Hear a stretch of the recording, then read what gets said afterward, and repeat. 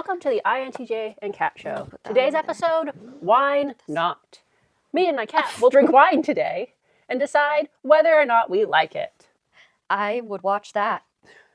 I would absolutely watch that. Are you kidding me? Wine Not. But if you guys didn't notice, I'm not wearing black today since somebody, Erica, said that I wear too much black. I didn't. Erica, our ENTJ friend, said that she needs to wear more color, which I don't have a problem with you wearing black. Thank you. Yeah, so today I decided to dress like your tennis coach from the Hamptons. She really does have that vibe. What vibe do I have? I just feel preppy. Yeah, you look like you're about to fail out of Harvard Law. Whoa! With this lipstick? Have you seen With this lipstick? Have you seen Elle Woods? Okay, guys, welcome to the ENFP. I haven't done this for a while. Oh, you're gonna do I hope the I can intro? do it correctly. Okay. Welcome back to the ENFP and INTJ show. I'm ENFP and I am a certified MBTI practitioner. And today, I just want to say before I get to you, I actually put my pin on to prove that I am indeed an MBTI practitioner. It's okay. Yo, calm down. It's okay. Okay, guys, can you see that? I don't know if you can see that, but that's my MBTI certified practitioner pin. It's my official pin. And I'm INTJ, and I like patterns. Today, we are discussing the inferior function. Ooh, spooky. I would consider it a very spooky function. I mean, it's not quite the shadow self, but Myers Briggs doesn't really get into the shadow self. That's a Carl Jung thing. Well, yeah, Union. He was a little woo-woo. He was a little mystical. I think he was so much, like his NI was so dominant that he had a really hard time translating into... Maybe the internet would say, but what was his type? Because I think he must have been an INTJ or an INFJ. Yeah, it's a coin toss. I didn't know the guy, but it's a coin toss. I think he must have been NI dominant. I think he was so much who he was. Like, okay, this is what I was thinking about. It's also not pertinent to right now. But we talk about like an INTJ or an INFJ or really anything in like media or this or that. Yeah. And it's crazy because this is... You turn my phone on silent. Just in case it goes off. If you see like an INTJ in TV, it's like Hans Gruber, classic villain type of stuff. Like brilliant, blah, blah, blah, blah. Well, yeah, Batman. We love Batman. We do love ourselves a Batman. But it's kind of forcing like an INTJ into an extroverted space. Probably the same with like an INFJ. Like you catch them on TV, you catch them on, it's forcing them a little bit into an extroverted space. It's a little bit different when you read a book because you can come into their space with them. Yeah. But then you can only see them in their like extroverted version of themselves. Where like a true INFJ or a true INTJ, like they spend more time in their introverted version of themselves. In their inner world. In their inner world. So I think like with Carl Jung, like he spent so much time in his inner world that he really struggled to go into the extroverted version of himself sometimes. Oh yeah, and in my opinion, in my experience, INTJs and INFJs are excellent writers. My mom is an INFJ, and I read some of her writing for the first time a little while ago. And I was very pleasantly surprised because she, how do I say this nicely? She isn't great with her words in like verbal communication. And I think she would admit to that. I mean, she admits to it all the time. She says that a lot. I think it's an INFJ experience. Their inner world, their mind thinks through abstract. It thinks through concept. And so words are kind of a second language to the INFJ. Yeah. So when they're verbally having to speak, I have to be more patient with her because my dad and I, who are both NE dominant, we can just talk, and our thoughts can translate to words very quickly. They yap a ton. We're yappers. An NE is a professional yapper. What can I say? Yap. Look at me yapping over here. Where my mom, INFJ, she's fascinated by that because she's like, I don't know how you do that. She's like, it takes her a while. So I have to be patient when talking to her. But what I'm saying is her writing, I was so amazed at what a good writer she is because she's using words. But when she's writing her words, it's like art.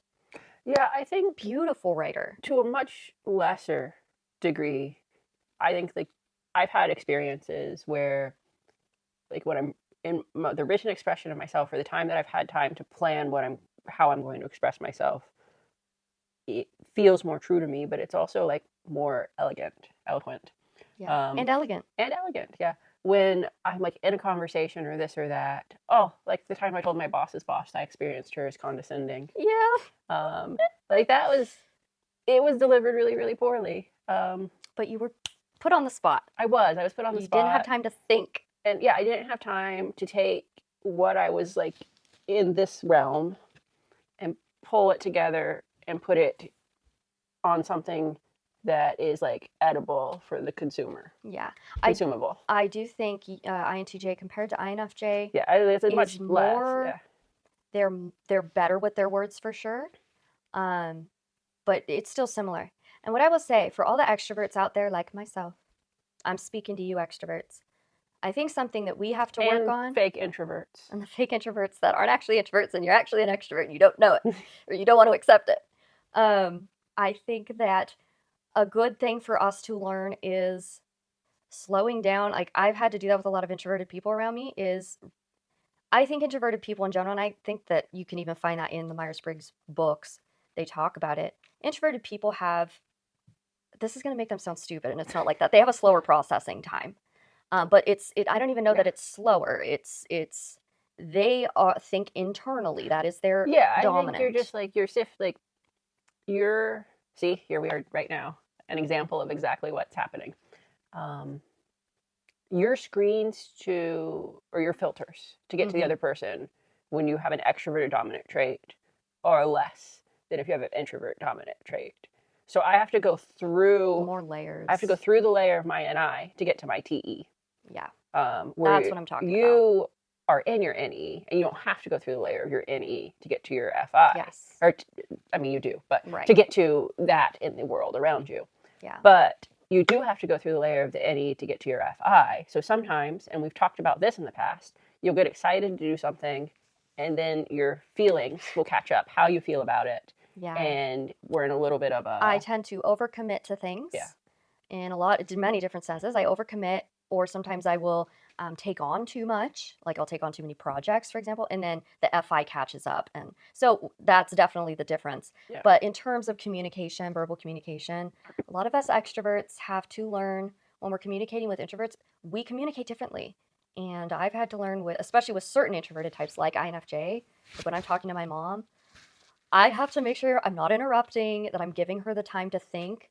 And not expecting her to answer quickly. Because if I'm talking to my dad, he can answer a lot quicker. But with my mom, I need to give her time to really think about it before she speaks, just because our cognitive process is different.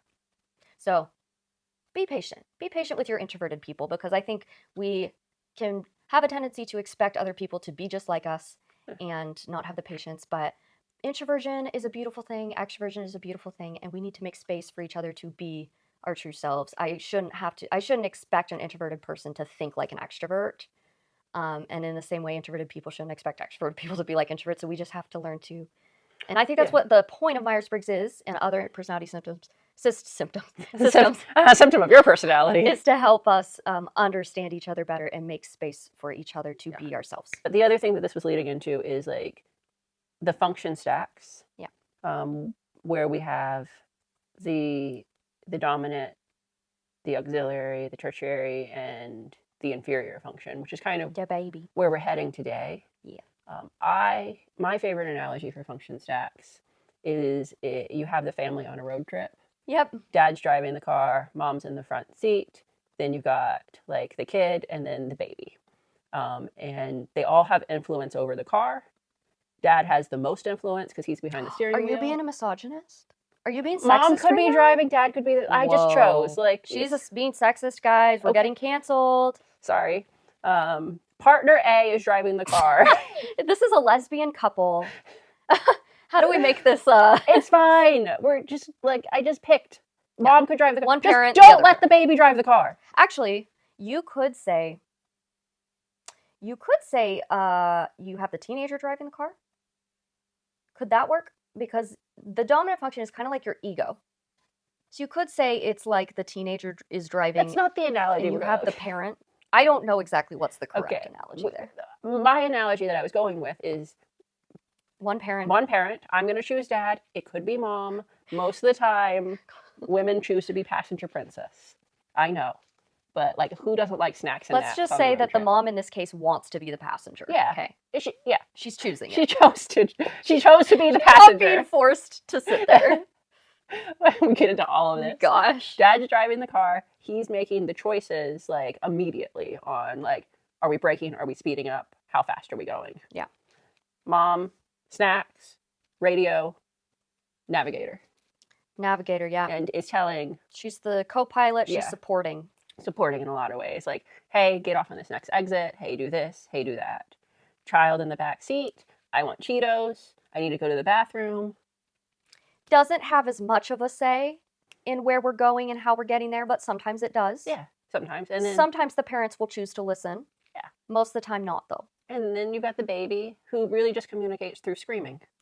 Yeah. And the baby can stop the road trip. Yeah. I love that analogy. I think I learned that at the workshop, and we've just stuck with it because it's really great. I did not learn that at the workshop. I thought I was original. You are jumping ahead because I want to say before we even get into the inferior function and the function stack, I think most of you who are Myers Briggs nerds, you already know what we're talking about. You know the cognitive functions. You know the inferior function. But if you are a more casual consumer of Myers Briggs, maybe you only understand Myers Briggs through like the 16 personalities or whatever. Or just the letters. That's okay. Or just the letters. Well, welcome. We're here to tell you there's so much more to Myers Briggs than just the 4 letters. The 4 letters actually are really just the surface. And underneath is a whole new world, a whole hidden world of what we call cognitive functions. The 16 personalities, as we discussed before, 16 personality website, isn't really Myers Briggs, if you're not familiar with that. They borrowed from Myers Briggs, but they just focus on each individual letter. True Myers Briggs, that is just the surface. And what's actually happening is you have each individual letter, but they don't stand on their own. What's happening is something called type dynamics. So that is where the cognitive functions come in. There's something called type dynamics. These 4 letters are actually functions that are, it's a psychological flow of energy, and it's a dynamic flow of the functions. So I would highly encourage, if you are just a casual user or consumer of Myers Briggs content, but you want to know more about it, I encourage you to look up the cognitive functions. It is a little complicated. It can take some time to get used to. It can be hard for us to teach our friends about it. But once you start understanding it, it's a whole new world, and you'll be like, oh my gosh, I understand myself even better now. I am about to do today, hopefully, I'm going to record a short. So look for that. But I'm going to post a short where I describe the 8 cognitive functions, where they came from, because the 8 cognitive functions were actually the 8 original archetypes that Carl Jung defined. So Carl Jung defined the original, he had 8 personality types, essentially. Myers Briggs was developed on top of that. So they developed it into this 4-letter system, but the cognitive functions are still very much there at play. You just don't see them. Yeah. And you can definitely intentionally, like she recommended, go research or like, subscribe, and follow, and we will keep talking about it. We will keep talking about it. I mean, we're going to pretty much explain a lot of it today, so you're in the right place. Yeah, you can just, like, I didn't intentionally go after a lot of union stuff or MBTI stuff until I had a decent understanding, and my decent understanding just came from, like, being nearby it. Once you dip your toes in, yeah, it really becomes so fascinating. Like, I didn't go out to consume it. I just, like, stumbled through upon osmosis, it felt like, almost. Yeah. I started picking up, like, understanding conversations, listening, this, that, and then... And Carl Jung speaks your language. Yeah. It's like, if he heard a song that he tried to describe in writing, like, if you pick up that book and you read it, you will not know what he's saying unless you've also heard that song. Yeah. I think, especially if you are truly an INTJ or INFJ out there and you haven't read Carl Jung, I suggest doing that, because, I mean, I can barely understand it, but I do think INFJs and INTJs will... Yeah, it's odd. I'll read it, and people will ask, like, oh, what's that about? Like, whatever I'm reading. And I'm like, I don't know how to explain this to you. I can't tell you, but I know what it's about. Yes, that's a good point. I'm glad you mentioned that, because that is why Myers Briggs exists, essentially. Myers and Briggs was a mother-daughter duo.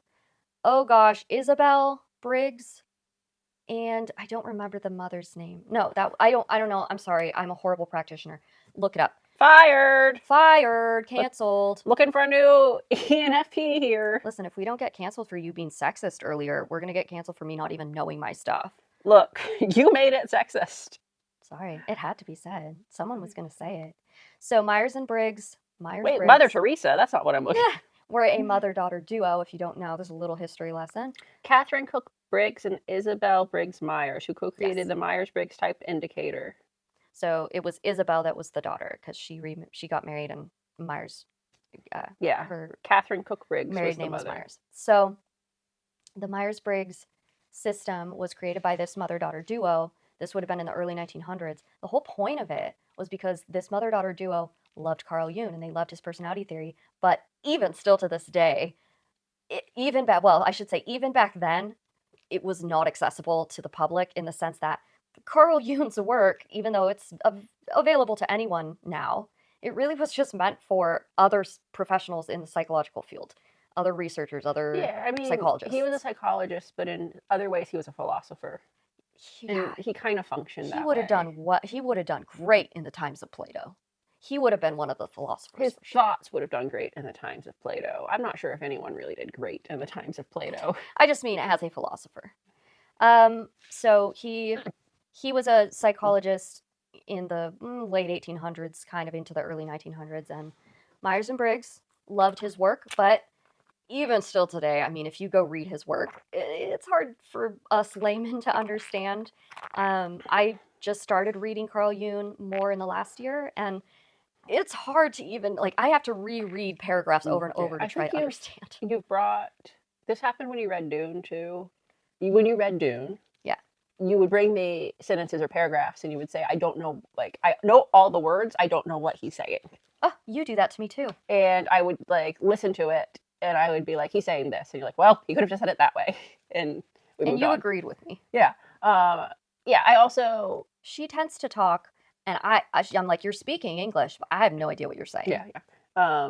You'll sometimes bring things from Carl Jung and say, I know all these words, but what's he saying? What the heck is he saying? You'll bring up, it doesn't happen as frequently now, but it did, when you really first started reading him. And they were still doing that back in the early 1900s. Yeah. Everyone was like, what the frick were you saying? Yeah. So that is why Myers Briggs came and said, we love this stuff, but we want it to be more accessible to everybody. That is why they created what they created, because let's be honest. I don't know if you can see that. That top thing right there, that's a lot easier to consume than all of this mess down here. Now, obviously, as a Myers-Briggs purist nerd, I love this. I prefer this, actually, to this. But you can understand why Myers and Briggs created a 4-letter system. It's more easily accessible. It's easier to understand. But I encourage you to dive deeper into the cognitive functions if you haven't, as I said, because it'll change your world. I actually didn't even start learning about the cognitive functions until I was 18, and I grew up raised on Myers-Briggs. So, but it was before I got certified. I'm certified. I didn't even know anything. I'm so shocked. So anyway, when I learned about it, because the test would usually tell me I'm an INFP. Now it usually will tell me I'm ENFP because I'm much more extroverted than I used to be. But once I learned about the cognitive functions, that was what was really able to help me be like, oh no, even if the test was telling me INFP, I knew I was ENFP because I understood cognitive functions. And I understood, no, I'm NE dominant, I'm not FI dominant. So that's, if you can learn about the cognitive functions, it might actually change your life. It really helped me. Yeah, and learning when you're NI dominant, it can be kind of hard. Because NI is so woo-woo. It's smoke and mirrors, it's woo-woo, it's conceptual. It's abstract, so people have a hard time helping identify that. So you might go to your second function and think that that's your dominant function. Oh, yeah. Possibly. And if you think that it's your first function, it might not be. Unless you read Carl Jung, and if you understand him, you're NI-dominant. You're right. Carl Jung has all the answers. That's the test. So anyway, long way of saying, highly encourage you to get into the cognitive functions. But today, we're going to be focusing on one specific cognitive function, which is the inferior function. The baby. So to explain a little bit about these cognitive functions, here's me as an example, ENFP. This down on the bottom, that is my function stack. On the far right is my dominant function. The dominant... I want to be part of this. Okay, there's INTJ. Make sure it's all the way in frame. You have to lift it up more. There you go. There you go. Okay. This is like at the zoo when I blocked your face. At the bottom is our function stack. So on the far right is the dominant function. The dominant function, again, is that main driver of the car. It is the driving force of the personality. The secondary function is actually, there's part of my book I'm going to read to you. Because they choose to be the secondary function, not because of the they're being patriarchy. forced to, not because of the patriarchy.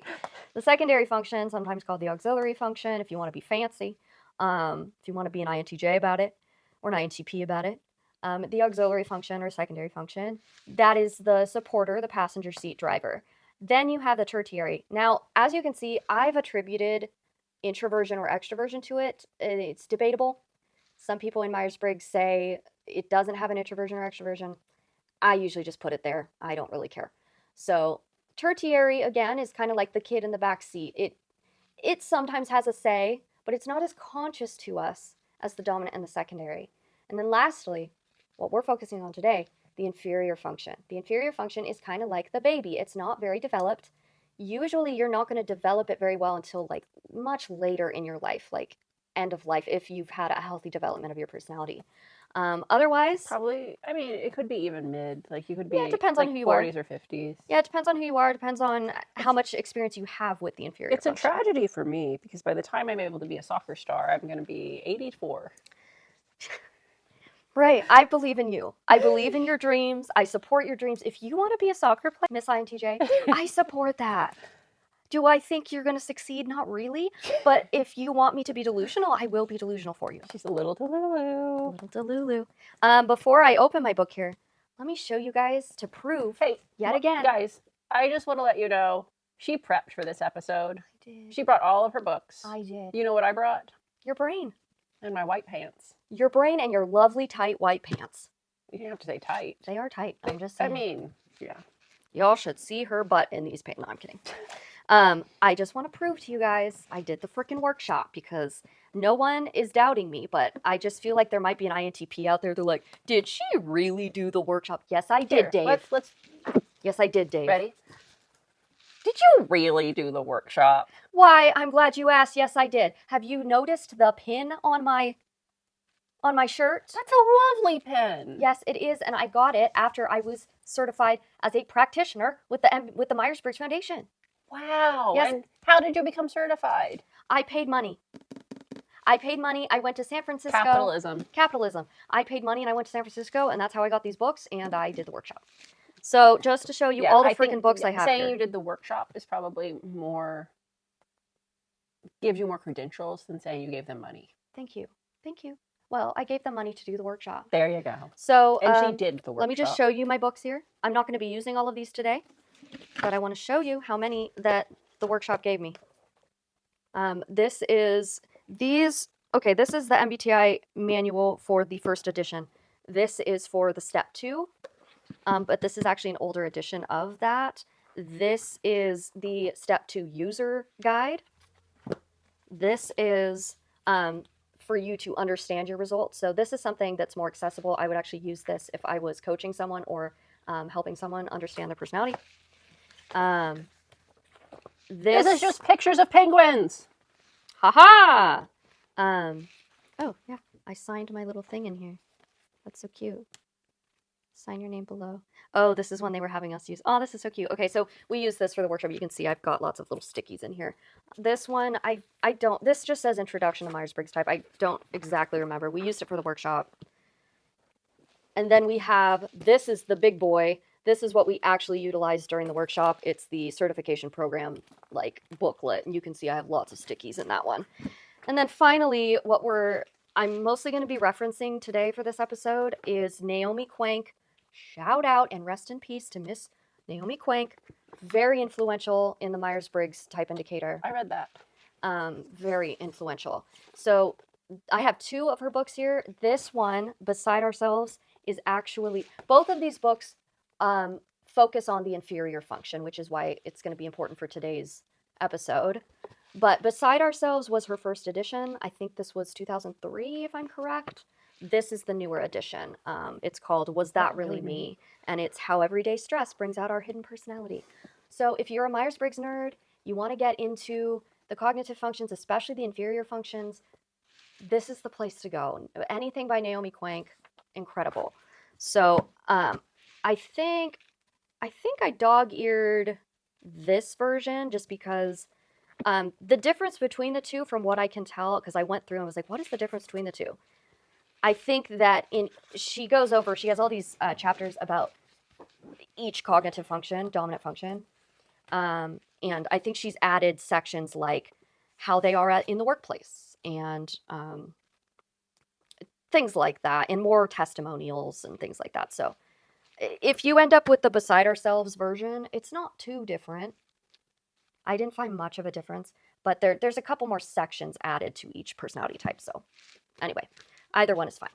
Oh, okay. So I just want to put this out here before we talk about the inferior function. Another preface, sorry. The MBTI, when I did the certification program to become a practitioner, we did not focus on the inferior function at all, which is totally understandable. I think, like we have stressed already in this episode, the inferior function and kind of even the tertiary inferior, they're not basically in these books in the Myers Briggs, they even say, I don't think I highlighted it unfortunately, but somewhere in here they basically say we don't really get into that. The Myers Briggs Foundation, like, obviously they're very knowledgeable about the inferior function, but they typically don't get into it or include it very much in their education and their material, just because for the sake of what they do, it's not that important. So typically with the inferior function, that is again going to be for the more like people who are really wanting to dive into Carl Jung and all of that.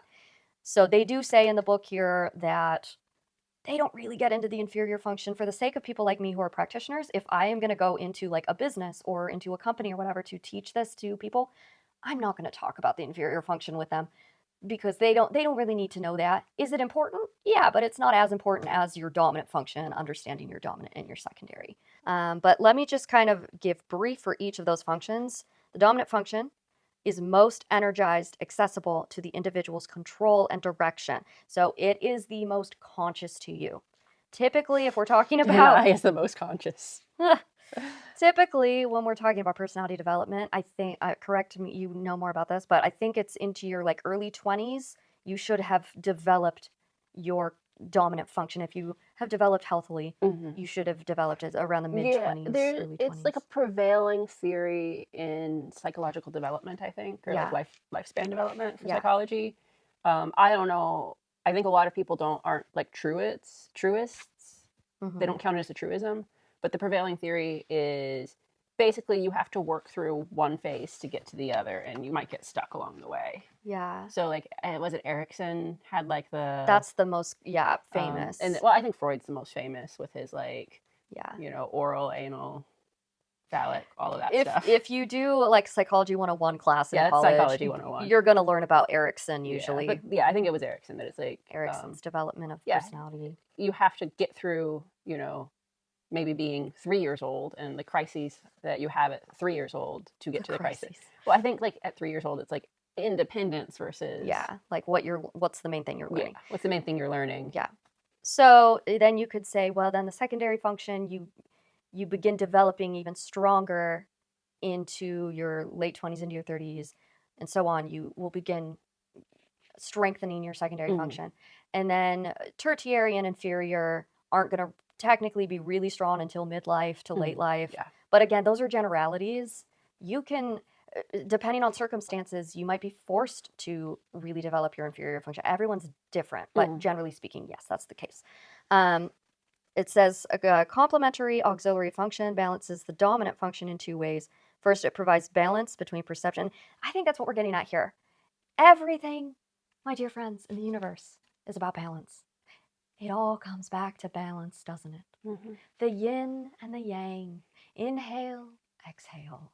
That's really, I think, what all personality systems are kind of getting at, is defining the balance within the psyche. And that is really what's happening here with the cognitive functions. There's all kinds of balance happening because the dominant function is balanced both by the secondary function, but also by the inferior function.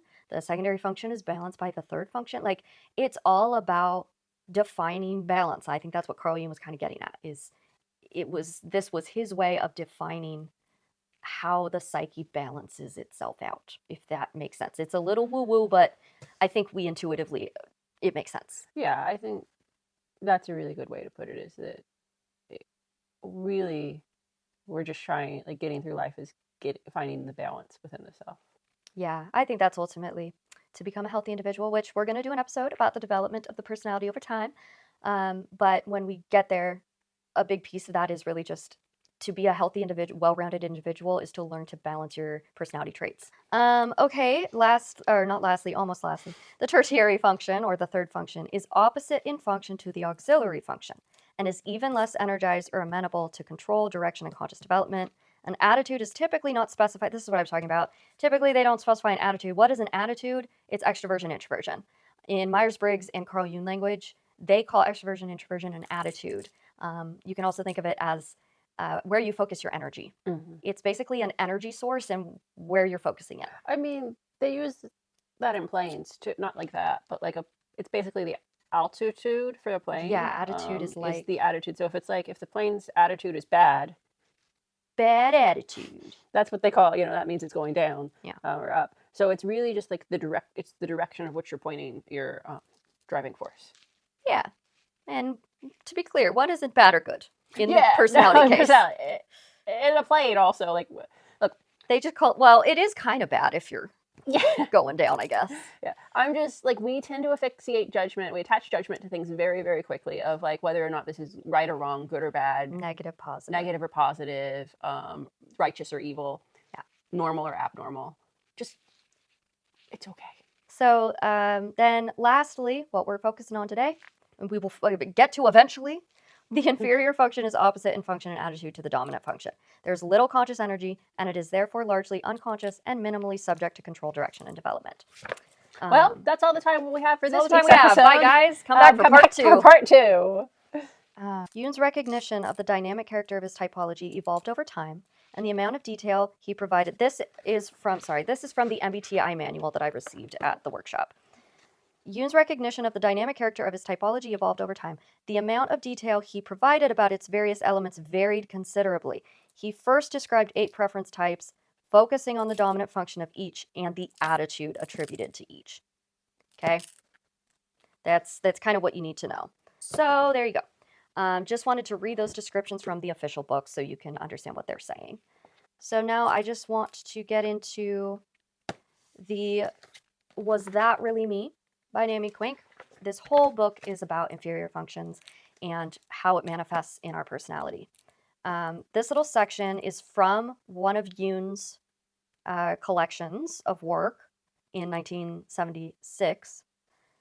The inferior, I think he had already passed away at that point, so maybe this was like developed after he died.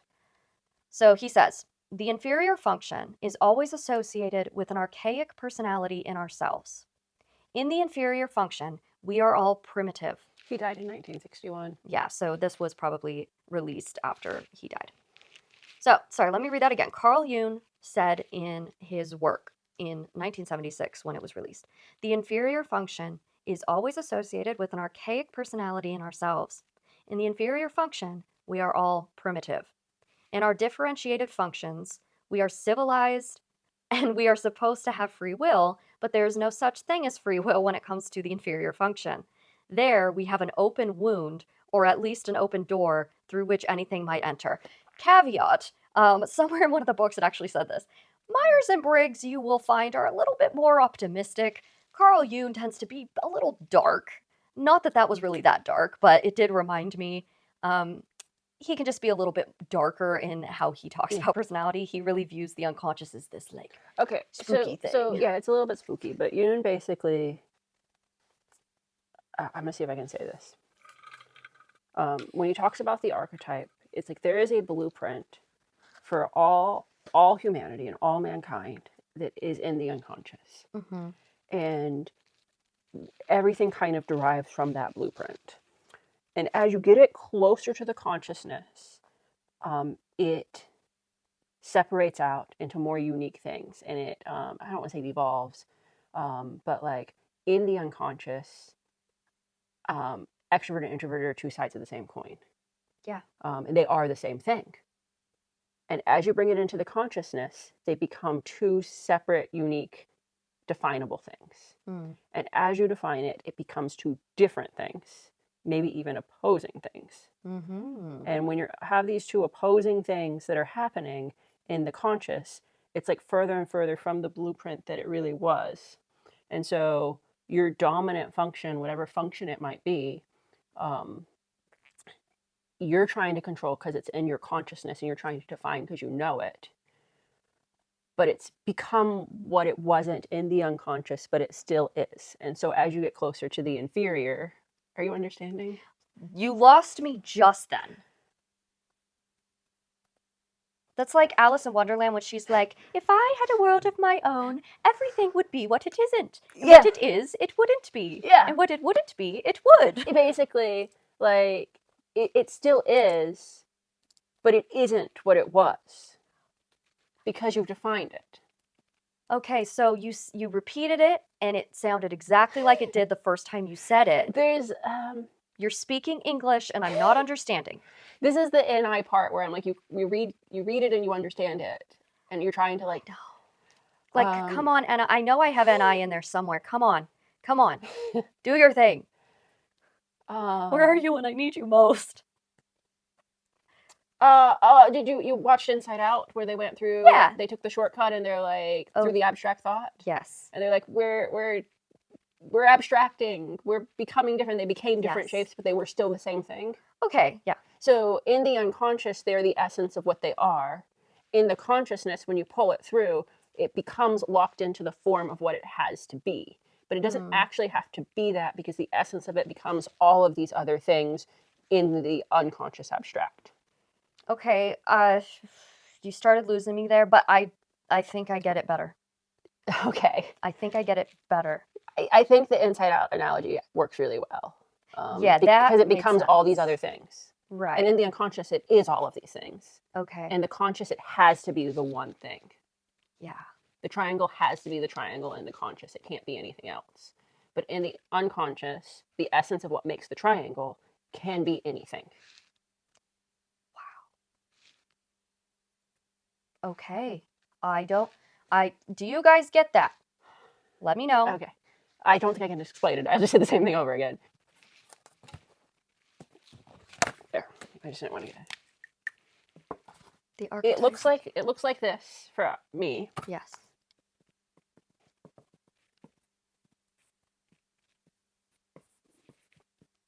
It looks like that in the unconscious. That's what abstract art looks to me. And then abstract.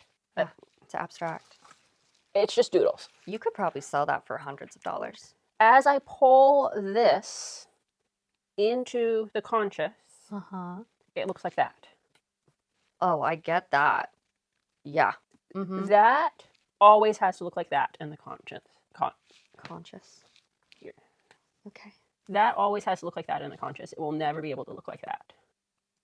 Yeah. And everybody has to understand and define it that way.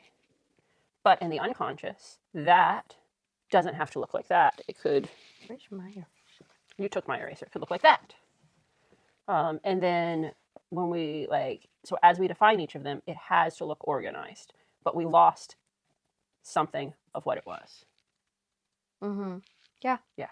And so when we get to the inferior, so for me that would be SE, it might look like that for someone who has a dominant. ESTP. But for me, it will kind of always look like that. Yeah, it's kind of, yeah. Okay. Yeah. But we lost something of what it was when we brought it into the conscious. Yeah, that makes sense. Yeah. You just needed a picture.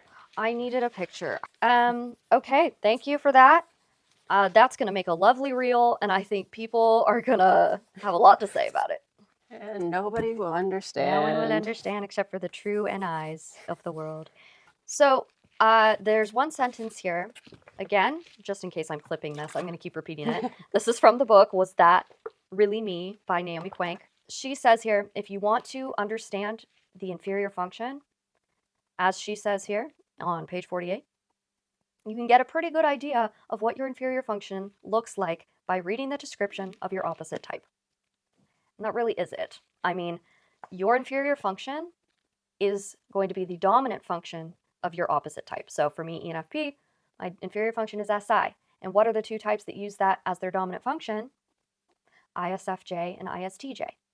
So if I want to understand my inferior function better, I would go read the descriptions of those, and that can kind of help me figure out what's going on with inferior function. Now, however, as is discussed more in this book later on in each of the individual chapters, she focuses in on each dominant function and what. So for each dominant function, there's two types. So ENFP and ENTP both have NE as their dominant function. INTJ and INFJ both share NI as their dominant function. So for each dominant function, there's going to be two types that utilize it.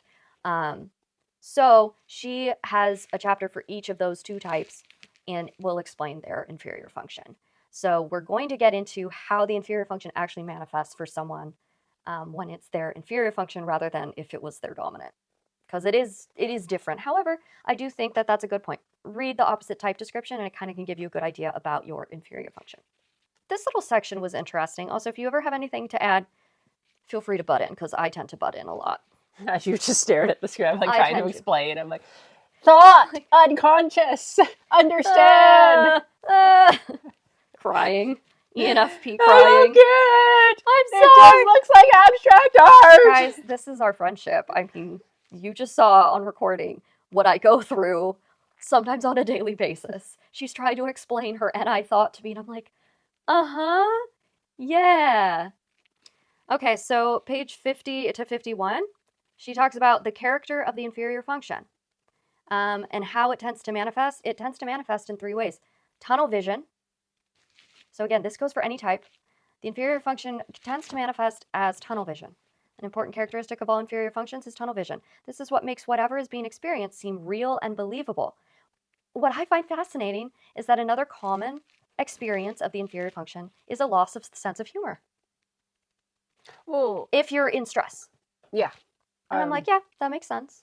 Yeah, I think it's because you're trying to define what you can't define. Right. And if you are having to utilize, you only get a little piece of it. Yes, if you're trying to utilize something that is very unconscious to you, you're going to be focused really hard. You're going to be focused really hard on trying to use that thing that you're not used to using. I mean, let's think about it. If I had to all of a sudden start writing, and I broke my right arm, and I had to only use my left hand, which is not my dominant hand, I would lose my sense of humor if I had to focus on, like... Even crazier if she had to use her foot. Oh, yeah, imagine I'm amputated, I have to use my feet. Like, when you're in the moment of trying to use it, INTJ left me alone. It's tunnel vision, and I would lose my sense of humor. So that totally makes sense to me. I got a snack. Then we have all or none statements. That's the third experience or character of the inferior function for any type, is an all or none black and white thinking. I would say, in other words, black and white thinking. The unconscious has a black and white notion. Oh, she says black and white right here. The unconscious has a black and white notion of the world. It is non-discriminating. The shades of gray characteristic of a conscious and differentiated psychological functioning are absent. When someone starts making categorical or all or nothing statements, chances are the statements come from the person's unconscious. Super interesting. Can you give an example? When an intuitive type says, "You always forget to balance the checkbook," or a person with a thinking preference says, "You never say you're sorry," you are probably hearing from the inferior function or some other aspects of the person's unconscious. And again, that applies to any personality type. I think we can all relate to that. When I am super stressed and I'm cranky and my inferior function comes out and that little cranky baby comes out, you will tend to say things like, "You never care about me," or "I am always the one doing this." And like, no, that's not true. I'm always perfect. You have Mary Poppins syndrome. Practically perfect in every way. Listen. Practically perfect. Did you know Julie Andrews and I share a birthday? Day, not date. She's way older than me. I love that. But, yeah. INTJ and ENFP, like, we are perfect, I know, but surprise, surprise, we do actually have flaws. But anyway, yeah, that's so true. There's so many times that in your clear, conscious thinking, you can see the nuance, and that's why we come out of arguments and we're like, "I'm sorry, I didn't actually mean that." Yeah, I think like a lot of times arguments are where like you have stress and that'll show up, and they say like one of the things for healthy relationships is to try not to make the all-consuming statements. Like, yeah, you never unload the dishwasher, because like that's assuming that both they have never unloaded the dishwasher, which might be true, but also that they never will. There's not giving space for them to be more. Yeah. So anyway, just another interesting way that I think we can all relate to. That apparently in Myers Briggs language is your inferior function rearing its ugly head. Although it's not always an ugly head when it rears its No, I think it's sometimes just it rears its beautiful head. the way that your book said it, which was really well, was because it's like the furthest from what we can grasp. And so like Yoon was a little dramatic in the way he's like the door to the darkest self or something like that. It's a wound. Yeah, it's a wound, and that is not treated. Like this festering wound or something. It's like, okay, we could be a little more optimistic about it. I think it has the ability. It's kind of like having Rhea as a cat.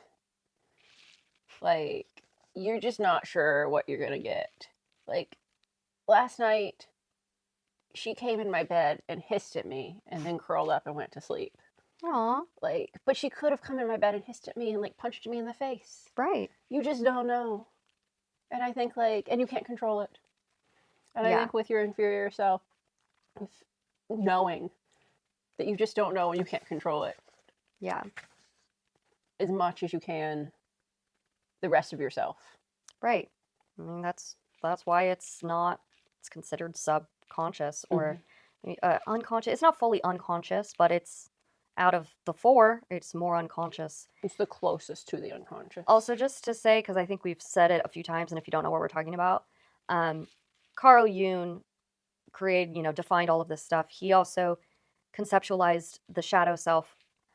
He considered we have our 4 dominant 4 functions in the function stack. That's kind of the conscious mind.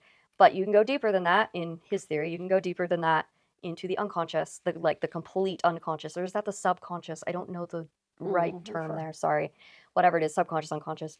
Whatever's completely unconscious to us, that's the shadow self. Now, I don't even really fully understand it. I understand like the basics of it because Myers Briggs they don't get into that. That really is a Carl Jung theory.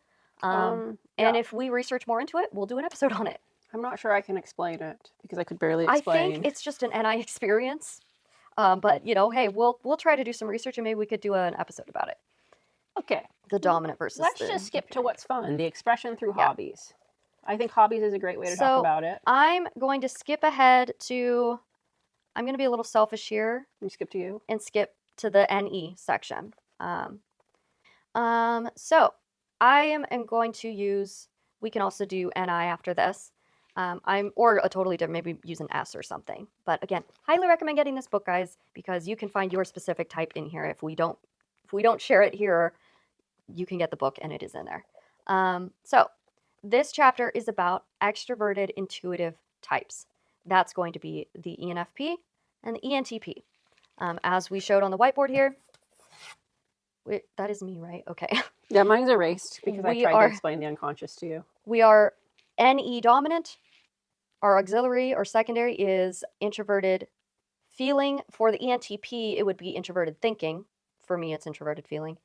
Third function is, I would say extroverted thinking for me, extroverted feeling for the ENTP. And then, thank you. And then the inferior function, which we're going to focus on now, is introverted sensing. Now, in the chapters, she goes over lots of different things. First, she talks about the important features of the extroverted intuition. We're not going to get into that right now. She talks about how extroverted intuition functions in the workplace. Not important right now. We're not going to talk about that. And now she's sharing the important features of dominant introverted sensing. So this is going to be, how does introverted sensing manifest in the ISFJ and the ISTJ, which are the opposites of ENFP and ENTP. In a basic form, it typically manifests as solitude and reflection, attention to facts and details, and an awareness of internal experience. So that is, in a nutshell, what introverted sensing is in a dominant type. So now we get into the everyday introverted sensing of extroverted intuitive types.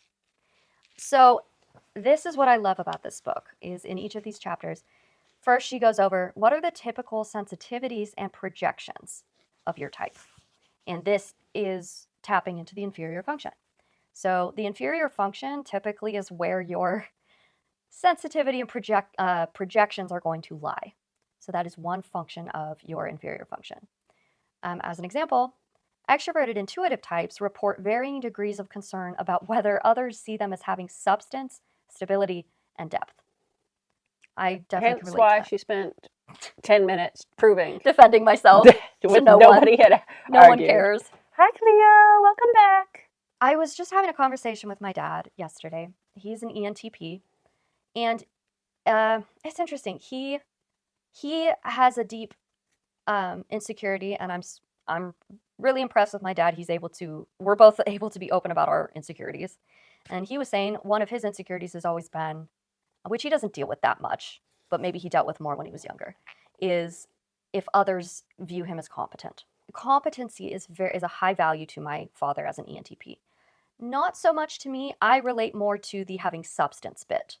So I think for the ENTP, they want to be seen as competent. That is something important to them. And if he ever experiences moments where he feels like he's not competent at something, or maybe others are viewing him as not competent, that can be a trigger or sensitivity for him.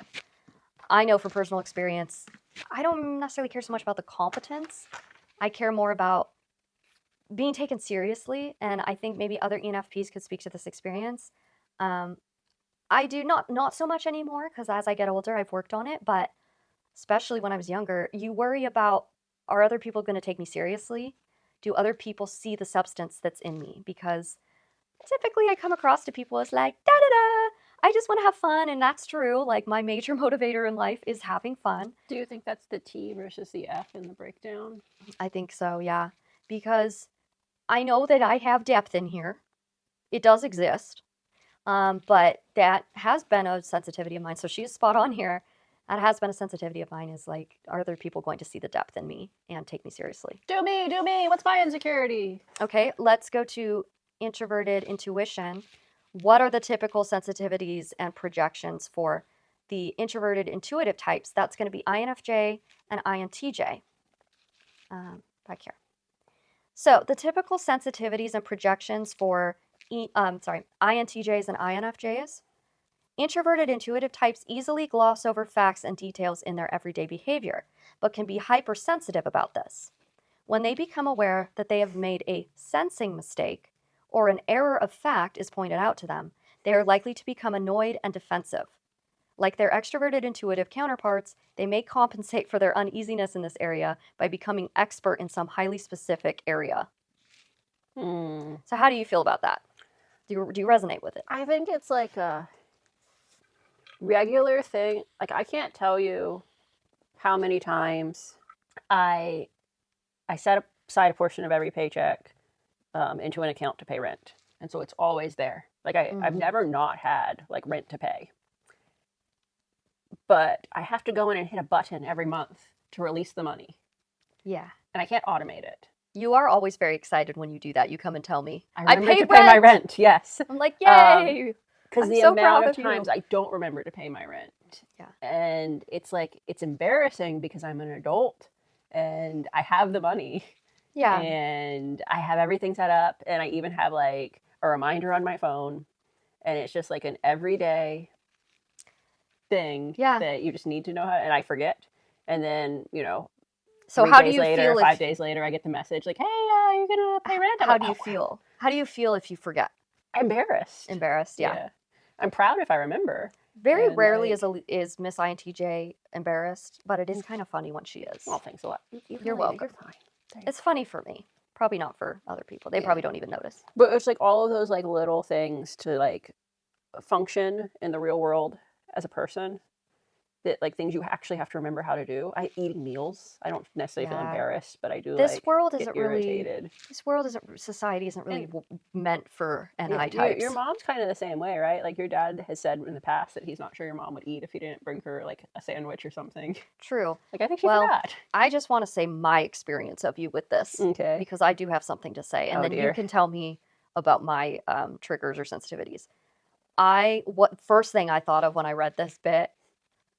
You don't like being wrong. I don't like being wrong. You don't like being wrong. I think you will get over it eventually, but initially, if it turns out you were wrong about a fact or wrong about something, I can tell you're like, I don't want to say embarrassed about that. It's more like you're upset about it. You'll get a little like cranky about it. It doesn't happen And it doesn't very last often. long. Yeah. That sounded super, like, I'm not wrong with it, like, but yeah, it's one of those things where, It's because it's what you value. well, and I just trust, like, I cushion a lot of times. You're usually right about things. I'm usually right, and if I'm not right, I can normally cushion, like, oh, I'm pretty sure that this is it, but I don't, Yeah. like, make a 100%. And so when I'm like, nope, this is it, it's like, nope, that you're wrong, it's like, ah! Yeah. So I don't know that I would see that with INFJ. I think that's more of a T trait. I think the INTJ, very similar to the ENTP, like there's a value for competency and there's a value for the INTJ in being, I don't want to say in being right, because that's not quite what it is. I think INTPs care more about being right. I think just for the INTJ is like, you can explain it better probably, but you have such a value for knowledge. It's a big part of who you are. And so to be wrong about something can be like some kind of sensitivity because you have a high value for knowledge. Yeah, but I think I also, sometimes I'm irritated, like, when other people don't know things that I feel like they should know. Common sense. INFJs, I know you're out there. Some of you are real and some of you aren't. Most of you are. Let me know in the comments if that resonated with you, because we don't have an INFJ here. But speaking on my experience with my mom, the way I see this manifest with her, I kind of touched on this earlier, but with her writing and her words, she's very sensitive about the fact that she knows she's not good with her verbal communication. It really is like a second language to her, because she, with her NI, exists in the world of concept and abstract. And so for her to actually verbalize to other people, that's like foreign for her. And so she's very hyper aware, more than any of us would care. She's very hyper aware of that perceived ineptitude. So I do experience her as she's sensitive, and I think that's an example. She's sensitive about that. She knows she's not super good with her words. So there have been times where, like, is the cat in frame, or is it just me, like? Kind of, yeah. There is a cat here, guys. You're like an evil INTJ villain with your cat. She came to me. She's very sweet. But there have been times where I'm having conversations with my mom as ENFP, INFJ, and I can tell, maybe depending, like maybe she's already stressed or something, but if she feels like she'll start getting frustrated that she's not able to find the words as quickly as I'm able to find my words for things. And I try on my end to be very patient with her, and I'm totally understanding that it just takes her some more time to verbalize. So I try to make the space for that. But for her, sometimes she's so aware of the issue that she's very sensitive about it, and I can tell, and she'll become defensive about it. And it's like, hey, it's okay. Like, you can take your time. So that's one example I can think of for the INFJ. I'm sure there's plenty more examples for both of those types, but we want to give some examples. So let me know, INFJs, if you resonate with that. Everybody else who's watching this, we don't get to find out about your... Well, hey, let me know. We can do more of these. I could even do these on my own as my own little shorts for TikTok and stuff. So I'm going to reread this again and tell me your experience of me. Extroverted intuitive types report varying degrees of concern about whether others see them as having substance, stability, and depth. They can therefore overdo attention to facts or be somewhat defensive about their knowledge and use of facts and details. Yep. Yep. Well, what immediately came to mind was we were driving with a group and just kind of like goofing around and being silly. And somebody said something, and then I was like, well, what they meant to say. And then you immediately interpreted that as like, you thought I didn't understand. We thought that you didn't understand, when it was really just like my intention was a slight on the other person for talking stupidly. Yeah. But she interpreted it as and then it became a thing. And your feelings got hurt. Yeah. And then we felt bad. And like, it happens. Yeah. So life happens. Right. Like sometimes like there's even like an oversensitivity to like, you could have said like, hey, I interpret that as you think I'm stupid. And for us to say, no, what we were trying to say is that they're talking in a stupid way. Mm-hmm. But yeah, well, and I think that's a good point on for any of us is with these typical sensitivity and projection. I don't think these necessarily happen all the time, because maybe on a good day, if someone were to correct you and say, oh, no, that's actually wrong, what you just said, you would be like, oh, okay, like, sure. Yeah. But maybe if you're having a bad day or there's something else, you already have some kind of stress in your life, you might be extra sensitive, and that's when your sensitivity comes out. It just depends who you are and how developed you are and mature you are. Okay, let's let's speed through that and get to the expressions through interests and hobbies. So we've talked about how the inferior function definitely comes out in stress. Like we just talked about, it can come out through what we're very sensitive about or insecure about in ourselves. The inferior function actually also could, and this was fascinating for us both to learn, the inferior function can actually come out in your interests and hobbies. Fascinating to me. So let me just read for the extroverted intuitive types. The least preferred function may be expressed through the development of expertise in one or two specific areas Nerd alert. that require the use of sensing. One ENFP, who doesn't care much for cooking, is known for her superb pie crusts. Another takes great pride and pleasure in doing all her own business accounting. And one ENTP has a passion for meticulous gardening and landscaping. We have a mutual ENFP friend. He's a guy. And I was so confused when we found out he's an accountant. I was like, hold on, an ENFP as an accountant? That does not match. That kind of broke my brain. But then when we learned, I don't know that that's necessarily like a hobby for him, but the fact that he was kind of like drawn to it or interested in it at all and good at it, now that makes sense to me because that's his inferior SI at work. Yeah. So what do you think it is for me for my interests and hobbies? MBTI. MBTI is I'm the MBTI nerd. My whole life, that has been my expertise has been MBTI. However, I think maybe they get to it later on here. You brought this to my attention. Collecting things. I love collecting various things. I have lots of collections. I also, in a weird way, find organizing very relaxing. And my ENTP father and I were just talking about this because both of us have SI as our inferior function. And both of us, for some reason, really care about our space being clean and organized. Is it always clean and organized? No, okay. But as I've gotten older, that's something I've really developed. And I actually really enjoy, if I have the free time, I enjoy clearing out an old closet, going through things, organizing it, making it all organized. Boring. I enjoy that so much. Nerd alert. That's kind of crazy to me. Does that make me a nerd? A lot of nerds around here. That is something an ISFJ or an ISTJ does on the what's the word? On the regular. On the daily. But it's funny because an ENTP and an ENFP can do that as something enjoyable in their free time. My dad had a good point, though. He said a difference between the ENFP and ENTP using their SI is that we do it for ourselves. Mm-hmm. ISFJs and ISTJs, they expect the world around them to cater to that as well. They really want everyone else to also follow these rules and follow this organization. That's the difference between us. When it's used as an inferior function, I use the organization and stuff as a personal thing that just brings me peace. Mm-hmm. Let me go over to the introverted intuitive types, and we'll see how... You're just going to make me sound gluttonous, but... I know, it's kind of funny how they focus in on that in this book. The inferior function for the INFJ and the INTJ is extroverted sensing. So that's going to be the ESTP and the ESFP.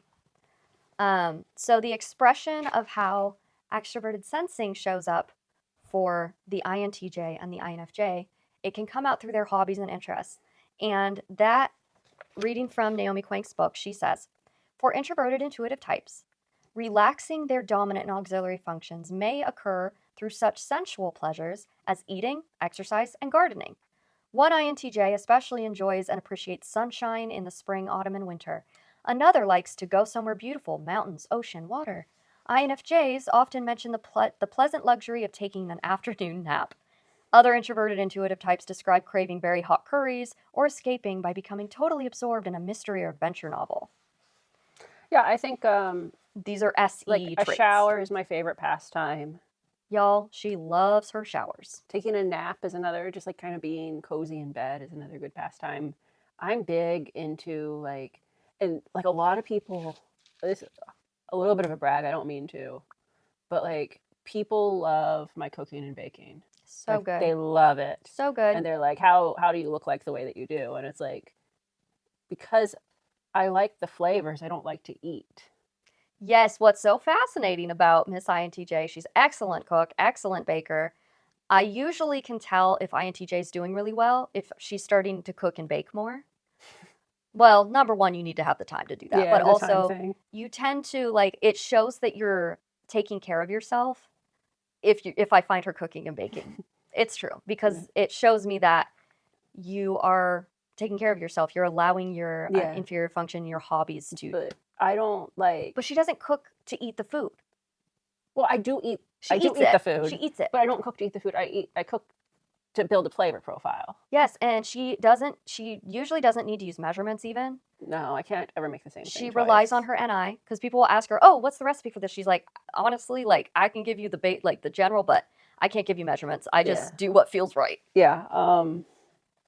Yeah. So I was thinking about that, and then like, I do like pretty things. Yeah. Every INTJ or INFJ I know likes pretty things. Yeah, I really find that sweet. My INTJ brother, a very stoic INTJ, loves gardening, and he loves visiting beautiful gardens. He has a big value for like pretty little sparkly trinkets in his room. I mean, you wouldn't expect that from an INTJ, but INTJs and INFJs, because of their inferior SE, are really drawn to beauty. And I think that's really sweet. Yeah, I think you can see it like on the daily for me in like how I dress. Yes, that shows up for her through fashion. And I mean, because your mom and I talked about it once, because, all right, I match my pajamas, right? So does my mom. And your mom matches. It doesn't even have to be a pajama set. Yeah. But it's like, it has to be. Like, you might throw on yoga pants and a t-shirt and call it a night. Yeah. And I'm like, does that t-shirt match? Like, if something happens and it's an emergency and I have to go out, You got to look good. do I look good? Apparently, I don't care. Yeah, most people don't. And some people sleep in the nude. They sleep. Hey, if it's summer, And that's it's hot, fine. Like, hell yeah. do you? But like, I'm gonna put my moo on. You know, I'll match my pajama, and I'll match like my robe to go with my pajamas. Oh yeah, it's a whole thing, and she always looks adorable. Like the whole, like, you should look good when you sleep. Yeah, that's an interesting philosophy. That's not my philosophy, but I love that about you. But I think all of those are examples of how the INTJ and INFJ's SE comes out. My mom loves gardening. She also, if she is not in her shop working, she is out with her peacocks. She has pet peacocks, and she is out there most of the day, honestly. And that is her SE at work, her inferior function. She could just sit there and admire their beauty all day. Mm. It's They don't sound or smell beautiful. They don't, they look but beautiful. She still loves them. This is talking about typical provocations or triggers. So, typical provocations or triggers for the INFJ and INTJ.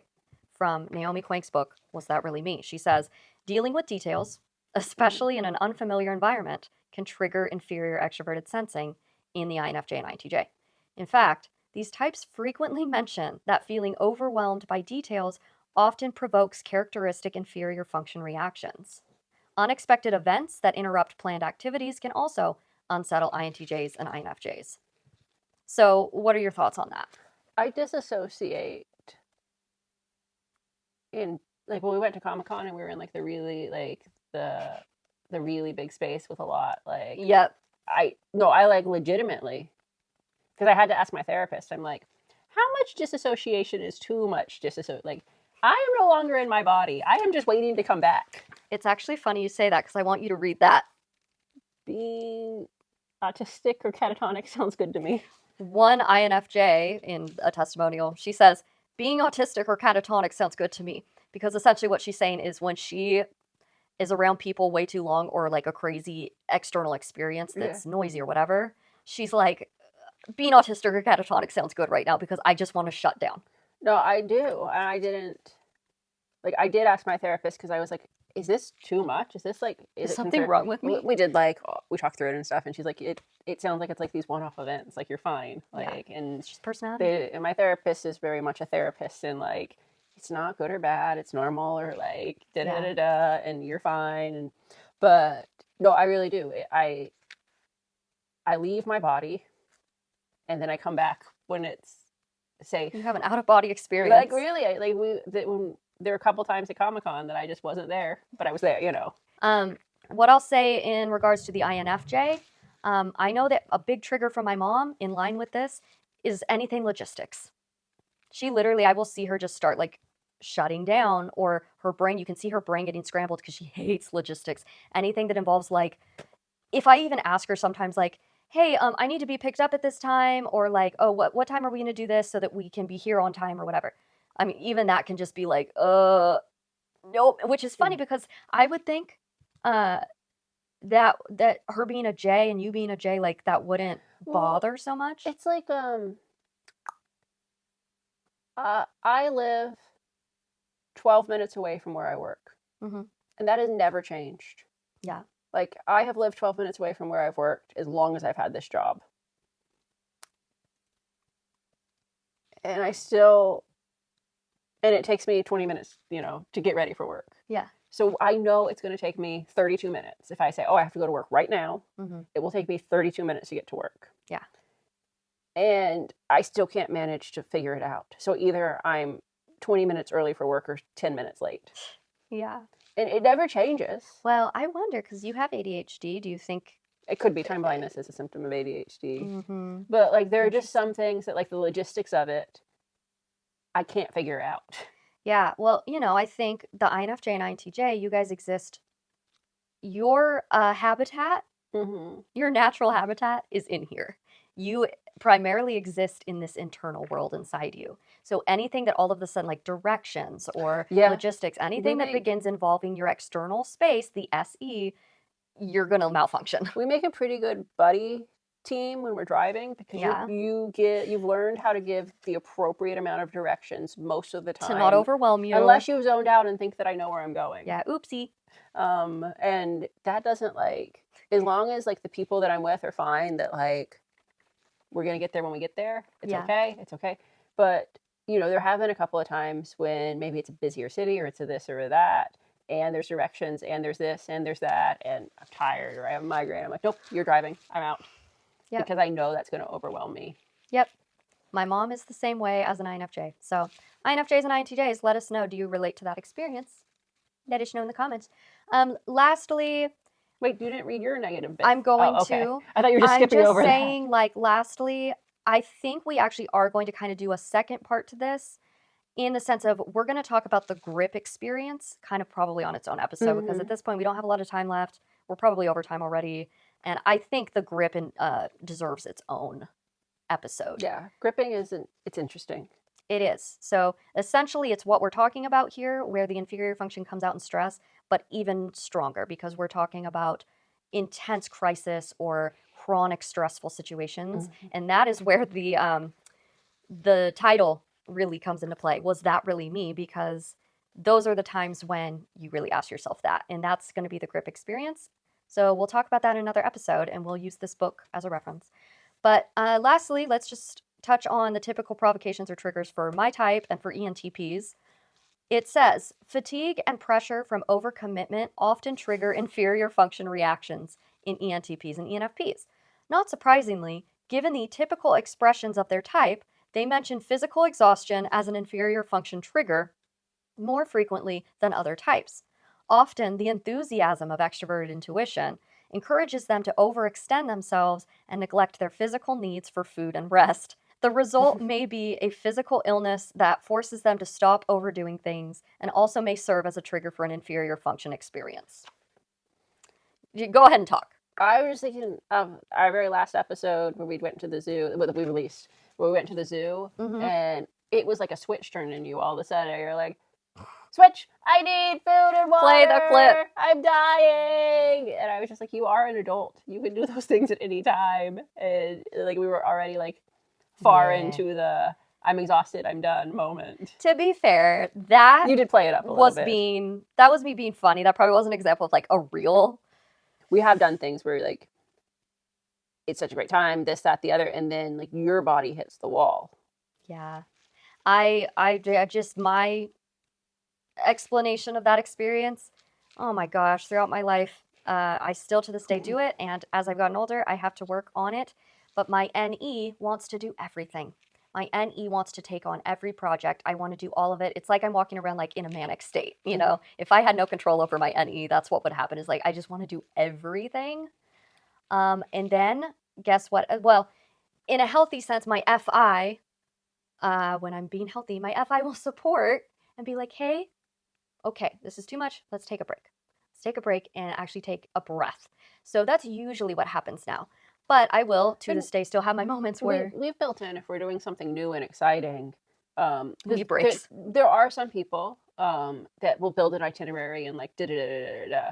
And SJs. we know, I was thinking an INTP, No. their itineraries. They're kind of the SJs of the ends. We build in, like, we're like, here's kind of like, you know, we're going on this trip. Yeah. Here's the 5 things we really want to do. Yeah. Here's 5 things that would be nice if we could do. I think, yeah. Like, kind of like that. It's not quite exactly I've gotten the good at that too. I think that's me touching into my tertiary function as well. It's not just FI. Instead of her, like, we're going to go on this and we're going to do everything. Yeah. To, like, here's what's important to do this time. And then, you know, we wake up and we're like, how are we doing today? Do we feel like we could do this? You know, do we feel like we go to the zoo today? Or, and, you know, so the thing that's most important we do the first day. Yes. This is also a good example of the Enneagram. I'm a 7 on the Enneagram. The growth point for a 7 is a 5. We'll talk about the Enneagram at some point, but that's the growth point because in the same sense, NE is kind of like a 7. They're very similar in the sense of it's like, let's do everything. This is so fun. Let's have fun and let's do everything. And when I was younger, I would have been more impulsive. NE would have, the NE dominance would have made me more impulsive, and it would have also made me overextend myself and not take the time to think. So as I've gotten older, I am better now at try not to overextend myself. Number 1, I'm not as impulsive because I try to think about things first. How does this make me feel, my FI? Also, let me think about it. Let me think about the logical consequences if I do this, which is my tertiary function. We're really touching on the cognitive functions today, people. So point being, if I do overextend myself, that's when my SI will come out. I think a good example of that is the cleanliness. If I overextend myself, I end up neglecting my space, and I'll just explode. My SI comes out, the baby takes the wheel, and I get super triggered because I'm like, my room is so cluttered and crazy, I can't focus. And then you'll throw away things that you regret it. Like, you're like, I gave away that jacket. I wish I still had that jacket. Because then I'll go on a tirade of like, I need to clean my room and get rid of everything. So then I just start, if I'm in my stressed out state, my SI is in control. I'm like, I don't need any of this stuff. I'll get rid of it. And I'm like, crap, I should have got rid of that jacket. Yeah. Yeah. I think for my dad, he's an ENTP. Same thing. I watch him get stressed a lot. The S I get, I'm sorry, I don't want to say I watch him get stressed a lot. That's not what I mean. You've known him a long time in his stress responses and in his non-stress responses. He doesn't get stressed a lot. I'm saying when I have seen him get stressed, it's that SI explodes and comes out in the same way with the cleanliness. And usually it happens because he has been too preoccupied by too many things to the point where it's like, okay, I'm overwhelmed. So I think ENTPs and ENFPs in general, just like the book said, we tend to get overwhelmed really easily because we take on too much. For the thumbnail. That you want that for the thumbnail? Oh, I want to hold the book. I just am trying to figure out how to pose with it. No. That is not this episode. Stop. That is not this episode. Hey, that's a good wine glass. It looks more like a goblet. Well. No, that is not the episode we're doing today. Yeah, but we love your engagement. We're growing slowly but surely on YouTube. So thank you so much. Follow us over on YouTube. Follow us on the TikTok. Hey, everyone over on TikTok. We're over here on YouTube too. Come on over. We want to get the comment section popping. Yeah, we're active in the comment section. And by we? Mostly you. I'm not allowed to talk to y'all directly because I might say something mean. Yep, it is for your protection. Yeah. And also so we don't get canceled. But really, there's been some interesting stuff. We've gotten some good jokes. We've gotten some good perspectives from other personality types. Oh, yeah. Good questions. No, I love talking to you guys because you guys have great ideas. You for the show. You guys you've informed me about stuff. I've been learning from you guys. You guys are awesome, and you guys are also just so encouraging. Yeah, and I read the comments, and I'll ask if maybe... Not on TikTok, though. Sometimes you read them to me. I'll ask if maybe something that I want to say gets passed along to y'all, and maybe sometimes it does. Yep, like, comment, subscribe, tell your friends, tell your enemies. Tell your grandma. Tell your grandma. Tell your grandma to come subscribe. I'm sure she has a YouTube. Just... Did you know that Mr. Beast is opening a theme park in Dubai? I don't think I'm a fan of Mr. Beast. You can't say that on YouTube. I don't think I'm a fan of you, Mr. Beast. And I don't want you to be a fan of me. We're going to get canceled now. You can't say that. We're trying to grow our channel. I think a lot of people would agree with me. Hey, Mr. Beast, we love you. Look, I did it. We'll administer the Myers Briggs test for you anytime. No, we won't. Yeah, we'll do it anytime you want. Come on the channel. We'll do the Myers Briggs test for you. We love Mr. Beast. I watch you all the time. What's his first name? Jimmy? Yeah. Jimmy. Yeah. Love you, Jimmy. He's my bestie. We love each other. He doesn't even know who you are. Okay, guys. We hope you have a great Wait, who else is big on day. YouTube that we can insult real fast? All right, guys. We love you. Bye. I'm turning the camera off before we get canceled for sure. Bye. Tune in next week where we might play a game. Whoa.